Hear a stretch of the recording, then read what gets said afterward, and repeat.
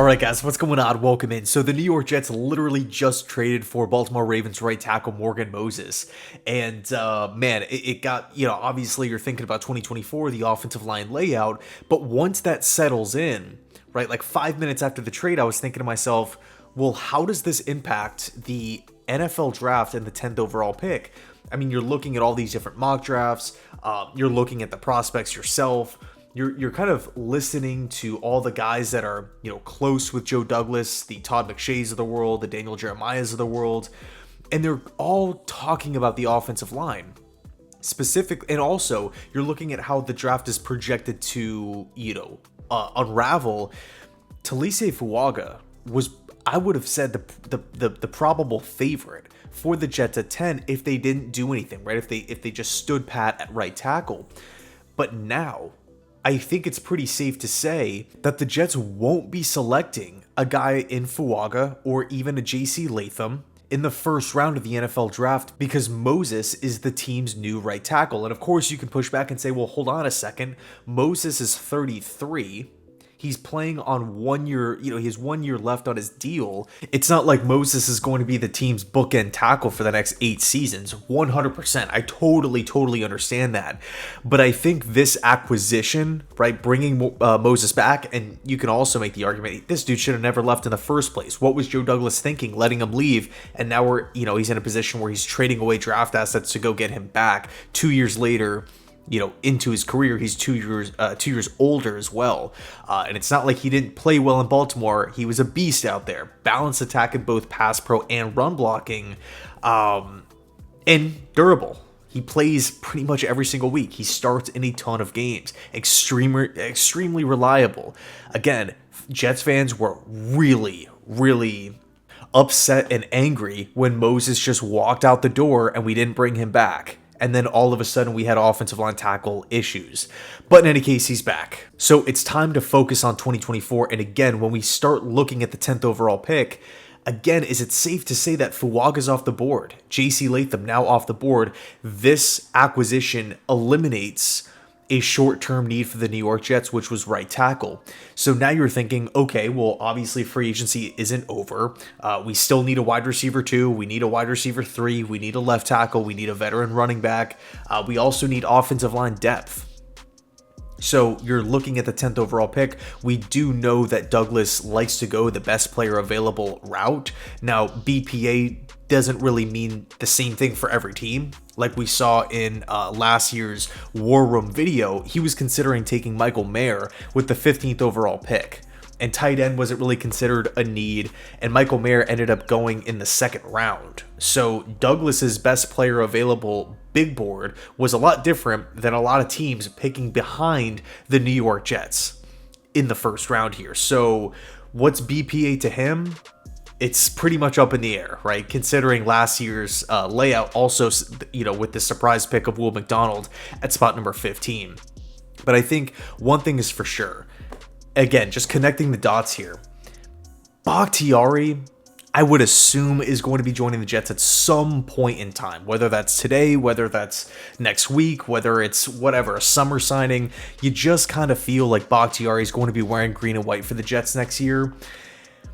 If Brock Bowers is on the board, and Douglas considered Mayer at 15 with Uzomah under contract after paying him a lot of money, after paying Tyler Conklin a lot of money. It was 1 year ago, so it was, a year younger for Conklin and Uzomah, and Ruckert for that matter. You would think he's going to be all over Brock Bowers. Right, we all know Aaron Rodgers likes to value the tight end position. He's always seemed to target that spot in the passing game, and that's exactly where Bowers is at his best, right? Playmaking, super reliable, security blanket. Entire SEC defenses knew exactly where the ball was going, and they couldn't stop Bowers. Right, we can also talk about wide receiver. What happens if Rome Odunze falls? What happens if Neighbors falls? I really like Brian Thomas. I know 10 might be, kind of going against the grain of where, the draft analysts have, the draft insiders have him going. But man, I really like Brian Thomas. Explosive, big. I just, makes plays down the field. I'm a really big fan. We can also talk about the potential Olu Fashanu fit, right? If he falls to spot number 10. Because the one thing with Fashanu, he grades out really well. He was, he's considered a top 10 pick this year. He was considered a top 10 pick last year if he would have came out. But the one thing is, he might still need a little bit of growth. If the Jets bring in David Bakhtiari and he plays for the entire year, or if he plays for 10 games or whatever it is, that could be a nice segue to draft the future left tackle and just have Bakhtiari as kind of like a 1-year placeholder. And then if he gets hurt, which, he's missed obviously a ton of time, 40 plus games in the last, or really since 2020, played in one game a year ago. He was released from the Packers yesterday.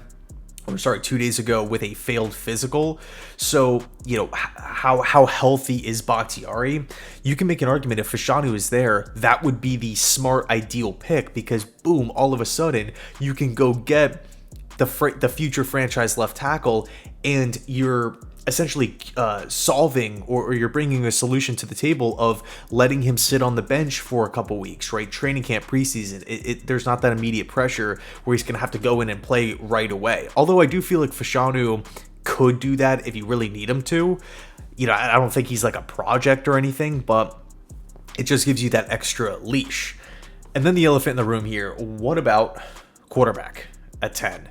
There has been talks that Drake May could potentially fall. With the New York Giants having Daniel Jones at his mega price tag, with them bringing in Drew Lock yesterday, are they really going to hit the quarterback market again at spot number 6? I don't know. With the Atlanta Falcons at spot number 8, bringing in Kirk Cousins on a 4-year contract, are they going to be targeting a quarterback? No. The Bears are going to be, at spot number 9, they're going to get their QB1 at 1, right? Washington will probably take one. What'll happen with New England, still kind of up in the air at this point in time. Chargers obviously won't take one. Titans obviously won't take one. I mean, there's a chance that there could be, unless there's a trade up, there's a chance that the Jets could land a quarterback in this draft. I mean, you can talk about Oregon's Pro Day yesterday. The Jets sent 5 coaches to Eugene, and one of those coaches were assigned to watch Bo Nix and his drills. Of course, due diligence, you got to put together the big board. And I'm not saying that, all of a sudden Bo Nix is the favorite to go, to come to New York. But if Drake May is there, if the Jets fall in love with a quarterback, and keep in mind Douglas is 0 for 2 when it comes to scouting quarterbacks with James Morgan in the 4th round, and then of course Zach Wilson 2nd overall. So, take with that what you will. But in the event that the Jets fall in love with a quarterback, they would have a nice cushion. They don't have to play. They wouldn't have to play in the event that Rodgers were to get hurt because we have Tyrod Taylor now as the backup quarterback for 2 years.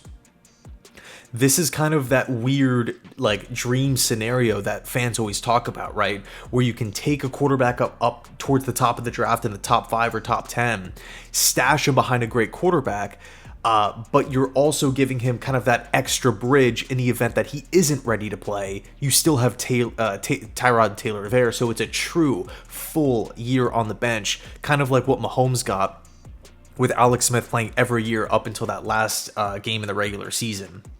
So let me know your thoughts down below in the comment section. How does this, it's funny, this simple move of adding Morgan Moses to the team is, it creates this massive ripple effect throughout the course of, the future plans for the franchise, or it kind of gives you like a behind the curtain look on what Douglas and this front office is thinking for that 10th overall pick. So anyway, thanks so much for watching. I really appreciate it. And as always, go Jets.